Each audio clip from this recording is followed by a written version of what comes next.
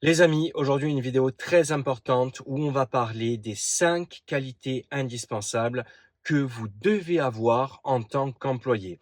Les 5 qualités qui feront que si vous les avez, vous avez de grandes chances de conserver votre emploi, mais vous avez même des chances de demander une augmentation, tout simplement parce que vous serez légitime à demander à être payé beaucoup plus. Donc ces 5 qualités, c'est quoi? On va commencer par la première qui est évidemment la plus évidente, mais croyez-moi qui est la plus rare à trouver chez des employés. Et je vous parle en tant qu'employeur qui a entre 12 et 15 employés par an et on change chaque année parce qu'on a un travail saisonnier, donc on a vu des tas de profils. Cette première qualité, c'est quoi? C'est d'être excellent dans votre travail. Alors ça, croyez-moi, c'est très rare et en général, les gens qui sont très forts dans ce qu'ils font, eh bien, ils sont pas employés, mais ils ont leur propre boîte et ils font ce qu'ils aiment et surtout ce dans quoi ils sont très forts. Alors rassurez-vous, si vous n'êtes pas excellent dans votre travail, ce n'est pas grave, tant que vous êtes très fort, voire excellent dans un domaine de votre travail. Je m'explique. Je prends souvent l'exemple du café. Imaginez que vous travaillez dans un café. Lorsque vous travaillez dans un café, vous pouvez travailler à la caisse, ou vous pouvez faire des préparations en cuisine, vous pouvez faire la vaisselle, ou vous pouvez servir les clients, vous pouvez être celui qui fait les pâtisseries, celui qui fait le café, etc., etc. Imaginons que vous soyez moyen dans tous ces domaines. En gros, que vous soyez remplaçable. Mais la bonne nouvelle, c'est que si vous êtes très compétent pour faire le café, disons que vous êtes quasiment comme un barista, c'est vous qui faites les meilleurs cafés de l'établissement.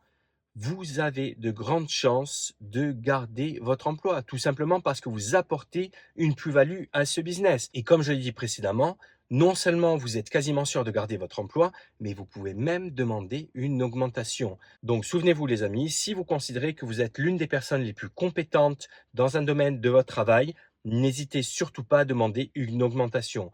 Dans la plupart des cas, ce sera accepté car vous apportez une plus-value à ce business. La deuxième qualité en tant qu'employé, c'est que vous faites gagner de l'argent à la boîte. Si je reprends l'exemple du café, imaginez que vous êtes le gars ou la fille à la caisse et que lorsque vous bossez, le chiffre d'affaires est toujours supérieur. Croyez-moi, vous serez légitime pour demander une augmentation parce qu'encore une fois, vous amenez de la plus-value au business. Cette entreprise, ce business gagne plus d'argent lorsque vous bossez que lorsque vous ne bossez pas. Peu importe si vous êtes sympa, peu importe si vous êtes compétent, il y a quelque chose de tangible, des chiffres que l'on peut voir et le chiffre d'affaires avec vous est toujours plus élevé. Parce que n'oubliez jamais ce qu'est un business. D'ailleurs, est-ce que vous le savez? Qu'est-ce qu'un business? Un business, c'est de l'argent qui rentre. C'est ni votre comptable, ni votre logo, ni vos produits, ni vos bureaux, ni rien du tout. Un business, c'est de l'argent qui rentre. Vous pouvez tout faire bien. Vous pouvez avoir le meilleur produit ou service au monde. Vous pouvez être le vendeur ou la boîte la plus sympa du monde. Vous pouvez avoir les meilleurs produits du monde. S'il n'y a pas d'argent qui rentre, votre business va fermer. Donc, faire entrer de l'argent dans un business, c'est extrêmement important. Si vous pensez avoir cette qualité, encore une fois, non seulement vous êtes quasiment sûr de garder cette position, donc ce travail que vous avez, mais vous êtes légitime à demander une augmentation. Vous devez être mieux payé. Parce que si vous faites gagner 2, 3, 5% ou plus à cette entreprise chaque mois, eh bien, ce sera tout à fait légitime et tout à fait normal que vous soyez payé plus. Et d'ailleurs, ça m'arrivait souvent en tant qu'employeur de payer des employés beaucoup mieux parce qu'ils font rentrer plus d'argent, ce sont des bons vendeurs et c'est tout à fait normal et logique. Donc n'hésitez surtout pas si vous pensez que vous avez ce profil, que vous êtes un bon vendeur, à demander une augmentation. Qualité numéro 3 que vous devez avoir, c'est d'être indispensable. Alors, vous pouvez être indispensable parce que vous vendez plus, vous pouvez être indispensable parce que vous êtes le meilleur, mais vous pouvez être également indispensable parce que vous faites des tâches que personne ne veut faire. Il y a quelques années, dans mon entreprise, une fille très sympa au demeurant, mais qui n'était pas forcément compétente dans le job que je lui demandais, a pris en charge toute la vaisselle. Donc dans nos bureaux, on a souvent des tasses de café qui traînent, des assiettes, des fourchettes, et en général, c'est celui qui mange ou qui boit son café qui doit laver sa tasse, mais croyez-moi, c'est rarement fait. Et cette fille, donc, sans qu'on lui demande rien du tout, a pris la vaisselle en charge et elle a fait la vaisselle tous les jours. Plus elle a lavé les torchons, les t-shirts de l'équipe et tout ça en faisant son travail à côté. Ça avait l'air de rien. Encore une fois, c'était pas quelqu'un de forcément très compétent, mais le fait qu'elle fasse ces tâches qui étaient complètement délaissées par les autres employés ont fait que non seulement on l'a payée un peu mieux, mais en plus elle a gardé son job sans problème et on a été très content de l'avoir. Donc, si vous n'avez pas de compétences particulières, il y a toujours des choses à faire dans une entreprise, des extras comme on dit. N'hésitez pas à les faire, ce ne sera jamais négatif. Maintenant, la qualité indispensable numéro 4. Soyez la personne sympa du groupe. Certains d'entre vous sont des gens extrêmement sympas, des gens qui aiment rigoler, qui aiment que les autres se sentent bien autour d'eux, qui ont un très bon état d'esprit et ça, croyez-moi, dans une équipe, c'est indispensable. Alors certes, vous ne pouvez pas avoir que des gens sympas, rigolards et sans compétences dans une équipe, mais avoir une ou deux personnes comme ça, c'est extrêmement positif pour un groupe.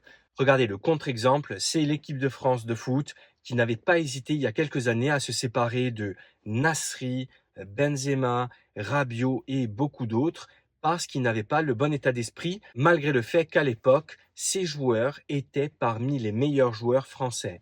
Mais les entraîneurs successifs ont fait le choix de ne pas les prendre pour la fameuse cohésion du groupe.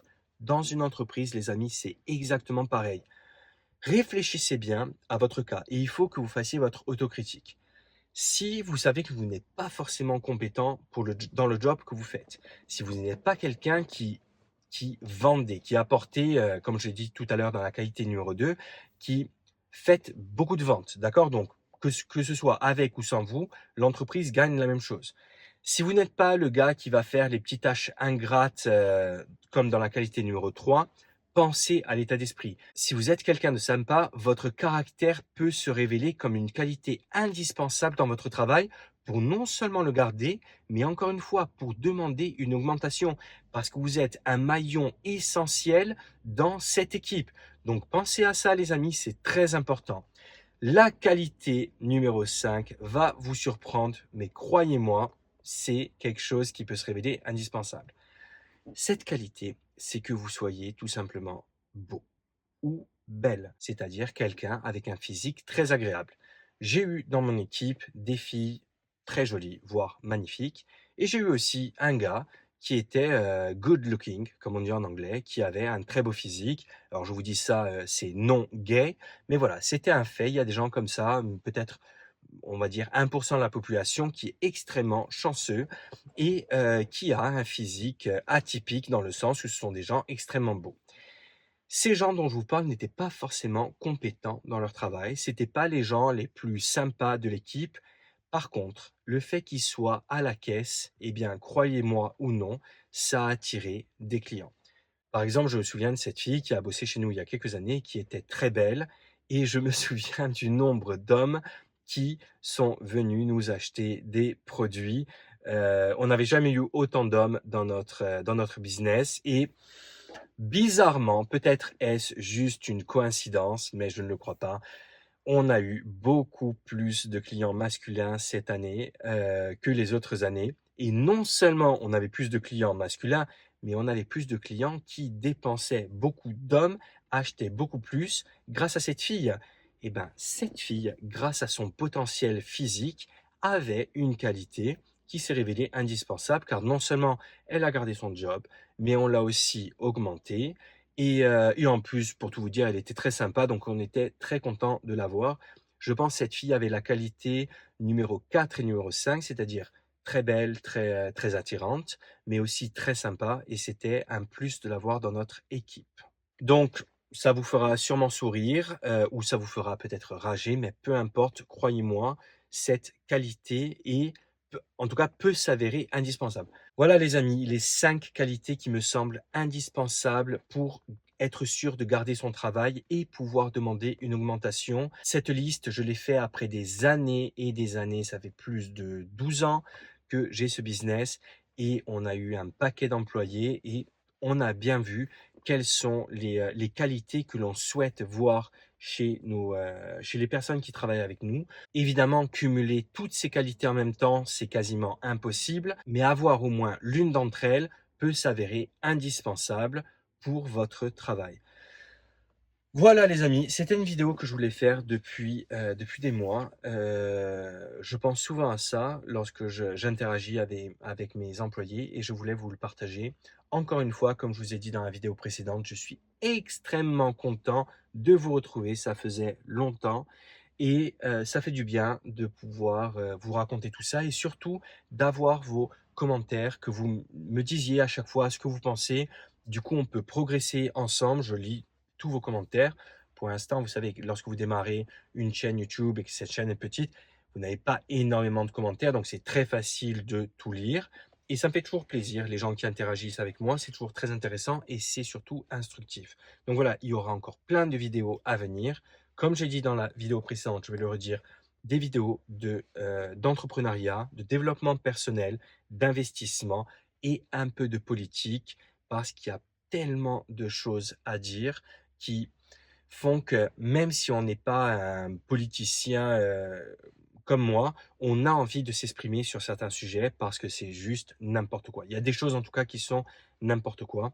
Donc voilà, on va parler de tout ça. Et encore une fois, j'espère que vous allez bien. Ça me fait plaisir de vous retrouver. À bientôt les amis. Je vous embrasse.